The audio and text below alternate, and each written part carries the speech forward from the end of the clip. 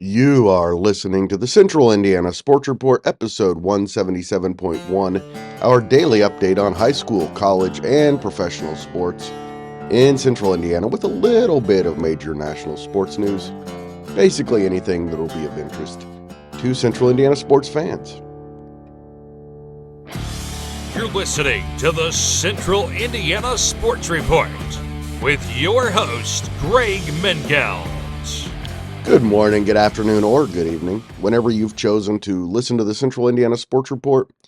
Thank you so much for spending your time with us. Today is February 13th, 2025. It's a Thursday, so it's another day for the Central Indiana Sports Report. I'm your host, Greg Mengelt, and I love Central Indiana sports. What's not to love? I am coming to you today from Madison Grant High School. Producer Susie is in the control room at headquarters in Jeffersonville. There were no high school sports on Wednesday. Of course, girls basketball, wrestling, and girls swimming are all in the postseason and resume on Saturday or Friday in the case of girls swimming with the state finals qualifiers. But we do have plenty of college basketball from Wednesday night, and the Pacers went into overtime in Washington. Plus, we'll look ahead to Thursday's light slate, Friday's boys basketball schedule, and Saturday's local girls basketball regionals. Before we get to that, I have a favor to ask of you. We really need you to go like, subscribe, or follow us so you don't miss a single segment. We are on Amazon, Apple, Spotify, SoundCloud, and YouTube. Just search Central Indiana Sports Report. We are really easy to find. Crazy final game before the All-Star break for the Pacers. They trailed almost the entire night against the NBA's worst team, one of the NBA's worst teams, the Washington Wizards. Washington is 9-45 and led the Pacers 104-91 with 10 minutes left. I almost turned it off, glad I didn't. Before they had a 27-11 run that put them ahead 118-115 after a Tyrese Halliburton 3 with 2 minutes and 13 seconds left. Jordan Poole, who had a game-high 42 points, helped the Wizards get the game into overtime with a big 3 with 23 seconds left. However, his game-winning attempt was defended well by NBA Eastern Conference Defensive Player of the Month Aaron Nembhard. Obi Toppin led the Pacers with 31 points and hit a 3 in overtime that put Indiana up 131-122. Looked like it was over, but this time Washington mounted a comeback, and Poole had another shot to send the game into a second overtime, but Nembhard played him perfectly again, and the Pacers are 30-23 heading into the All-Star break. Indiana got 73 points off of its bench, led by Toppin and Benedict Mathurin, who was huge down the stretch and made some incredible shots. Just spectacular. He finished with 28 points. TJ McConnell had 10 points and 9 assists in just 22 minutes off the bench as well. MCCONNELL McConnell. Halliburton was pretty bad most of the night, but finished with 20 points and 7 assists and was huge down the stretch. Thomas Bryant filled in for the injured Miles Turner, and believe me, they would not have won the game without him. He finished with 9 points, 11 rebounds, and 5 assists. So many heroes in such a poor performance. Mike Rich and I talked about the Pacers win immediately after the game. We released that at 5 o'clock this morning. It was a really good one. We talked about the Pacers and their situation for more than 20 minutes. Thought it was a really good conversation. Go find that one. To women's college basketball, IU's women took a tough 70-67 loss at Michigan on Wednesday. Michigan outscored the Hoosiers 31-21 in the fourth quarter. IU still led 55-49 with 5:35 left after a Caroline Strickland layup. Jordan Hobbs was 10 for 13 and made huge plays down the stretch and finished with a game-high 24 points for the Wolverines. Strickland had a game-high 28 points and also had 7 rebounds and 3 steals for the Hoosiers. Purdue trailed 19-15 after the first quarter against Northwestern at Mackey Arena, but the Boilermakers outscored the Wildcats 60-41 over the final 3 quarters in a 75-60 win. Purdue is now 9-15 and had 3 players with a team best 14 points. Sophomore Rashunda Jones, freshman Kendall Perrier, And sophomore Sophie Swanson all scored 14 points per year, and Swanson off of the Purdue bench. Northwestern senior Taylor Williams had a game-high 17 points. NAIA number 2 Indiana Wesleyan is 23-1 after beating up rival Taylor 87-46. Maddie Lawrence had 21 points, and Taylor Folkema finished with 15 for the Wildcats, who outscored the Trojans 30-8 in the fourth quarter. Ava Henson had 13 points to pace Taylor. Anderson's women are 11-11 after a 92-77 loss to visiting Hanover. Freshman Paige Williamson led the Ravens with 14 points off the bench. She was one of 5 players in double figures for Anderson. Junior Izzy Davis had 12, sophomore Victoria Detres 11, junior Bella Larison and senior Bryn Beard both scored 10 points. To men's college basketball, Anderson bounced back from its first loss of 2025 with an 84-81 win at Hanover. Tough place to win a game. Really nice Anderson team.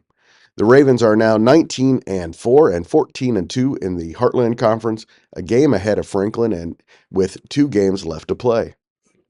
Anderson led by as many as 16 points in the second half before Hanover made a late run and tied the game at 77. But Rob Davidson made a huge 3, and Kenny Troutman and Bryce Williams made clutch free throws to seal the win. Troutman led Anderson with 24 points. Hanover's Luke Miller had a game-high 28. Luke Brown and Cademan Bontrager scored 23 points apiece, and Indiana Wesleyan beat rival Taylor 76-63. Brown, of course, is a junior from Hartford City. Taylor's led by 17 points from Caden Furman. Indiana Wesleyan is now 17-8. Taylor is 13-12. Looking ahead to Thursday, there's one boys basketball game. 1-16 Burris looks for its second win of the season when they go to 3-10 Union. That game is at 7:30. Friday is the big one in the CIC. 12-4 Oak Hill goes to 12-7 Blackford for the conference championship. Michelle Garman and I will preview that one on Friday Central Indiana Sports Report.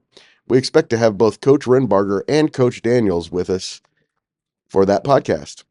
Other games on Friday, also in the CIC, 10-8 Frankton is at 8-9 Mississinawa. 8-7 Eastbrook goes to 7-11 Westdell. LaPel looks to make it 9 wins in a row when they go to 11-6 Shenandoah. In the Hoosier Heartland, big one at the top of the conference, 13-4 Sheridan goes to 13-4 Carroll. Also in the conference, 6-10 Eastern visits 1-16 Clinton Central. 12-5 Delta hosts 8-10 Newcastle in a Hoosier Heritage contest. 2A number 2 Wapahani looks to go 6-0 in the Mideastern Conference when it hosts 12-5 Monroe Central.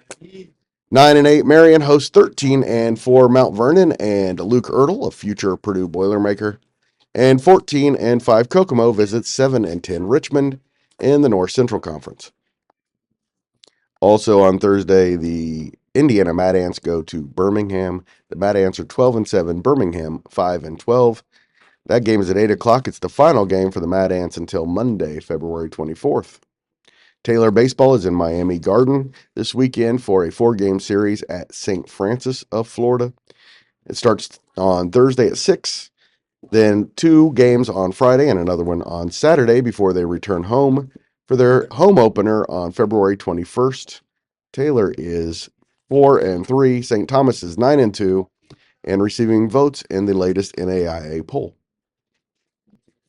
Anderson will participate in the HCAC Swimming Championships beginning at 5 in Terre Haute on Thursday. Franklin is the women's defending champion. Rose Hallman won the men's title last season. Ball State's men's volleyball team looks to make it 6 in a row Thursday against 14th ranked Lewis at 7 in Muncie. The two teams will do it again Friday at Worthen Arena. Both teams are 8-3 heading into the series. And the India Ignite women's professional volleyball team is 4-4 and hosts the San Diego Mojo Thursday at 7 at the Fishers Event Center. Can't get there? You can watch it on YouTube.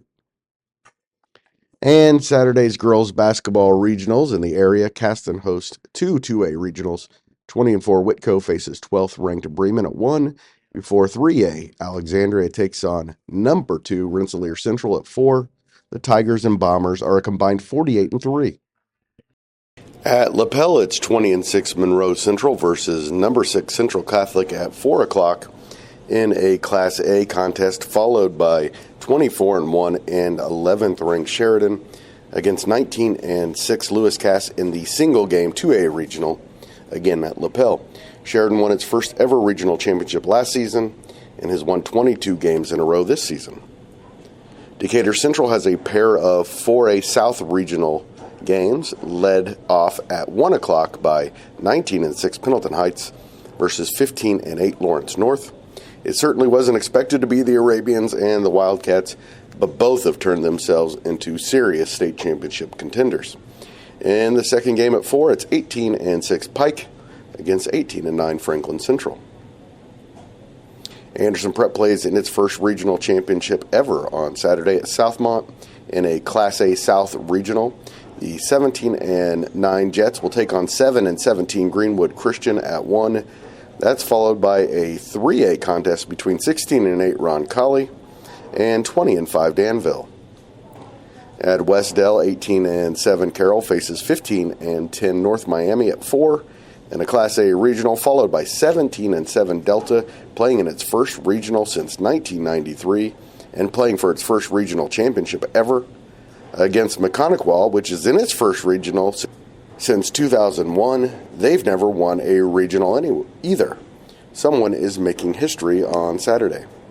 Marion hosts a couple of Northern 4A regionals, 23-3 McCutcheon against 13-11 Snyder, followed by number 1 and unbeaten Hamilton Southeastern against 24-2 and third-ranked Homestead. And now you know everything we know about Central Indiana sports.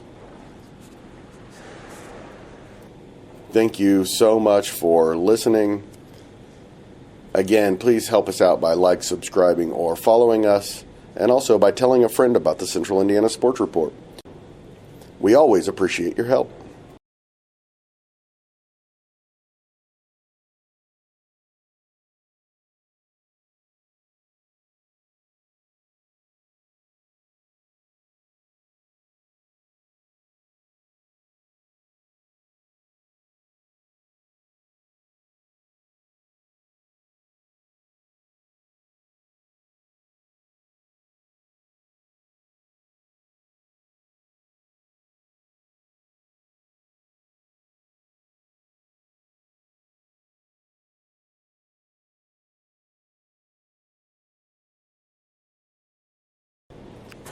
Central Indiana Sports Report is a product of ITG Media.